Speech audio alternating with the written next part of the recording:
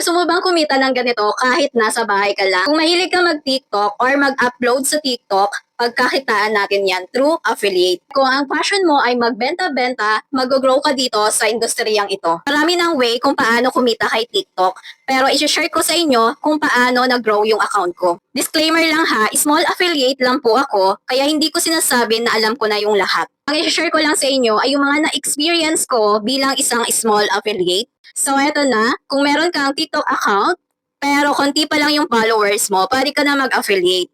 Pero, kapag ganun, ayan, mag-share ka lang ng mga link through, Blue App. Ayan, through Facebook, pwede ka mag-share ng link. Ayan, pero kapag umabot na yung followers mo na 600 sa TikTok, ayan, pwede ka nang maglagay ng yellow basket. Paano ba mag-apply bilang isang affiliate? Ayan, i-follow nyo po ako at gagawa tayo ng another video na tutorial kung paano nga ba mag-affiliate kay TikTok. Thank you po sa panonood!